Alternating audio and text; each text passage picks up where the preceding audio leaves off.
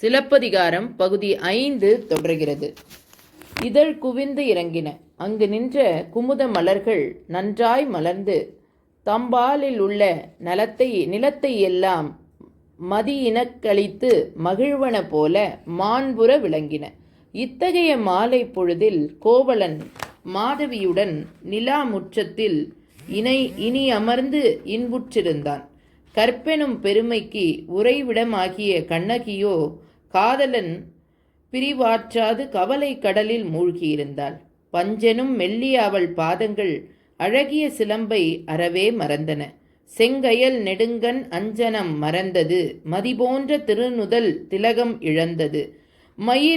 மயிரிருங்கூந்தல் நெய் அணி மறந்தது.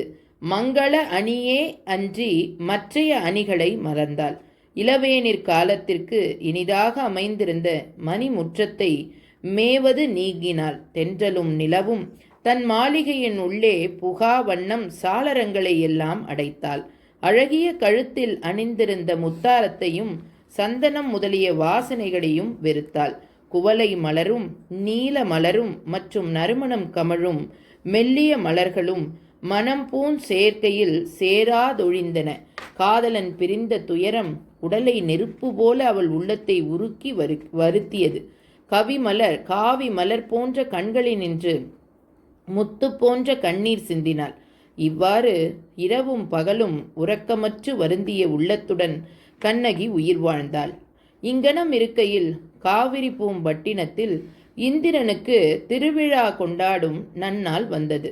விண்ணுலகத்தினின்று புகார் நகரத்தில் போந்து அங்காடியில் அமர்ந்திருந்த பூதத்திற்கு மரக்குலப் பெண்கள் பொங்கல் முதலியவற்றை படைத்து தமது அரசன் ஆளும் நாட்டில் பசியும் பிணியும் பகையும் நீங்கி வசியும் வளமும் சுரக்குமாறு குரவை கூத்து ஆடி வாழ்த்தினார்கள். இன்னும் இந்திரன் ஏவலால் அந்நகரத்தில் நிலை பெற்றிருந்த 50 மன்றங்களிலும் அரும்பலியிட்டார்கள். இந்திரனது கற்பகத்தரு நிற்கும் தோட்டத்தில் கொடியேற்றினார்கள். அரசனது 50 சபைகளும் என்பேராயமும் அரச குமாரரும் பரதகுமாரரும் திரளாக வந்து சேர்ந்து மண்ணில் வாழும் மக்களும் விண்ணில் வாழும் வானவரும் வியப்பெய்த பொன்னியாற்றின் புண்ணிய நீரை பொற்குடத்தில் ஏந்தி விண்ணவர் தலைவனை விழிநீர் ஆட்டினார்கள்.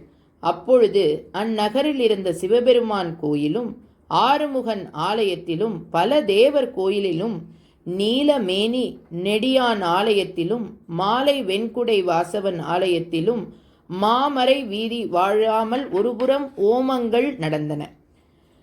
அருகர் பள்ளியிலும் புத்தர் பள்ளியிலும் அரங்கூறும் இடத்திலும் ஆன்றோர் புண்ணிய கதைகள் படிக்க பெற்றன. யாழ் முதலிய தொடரும்.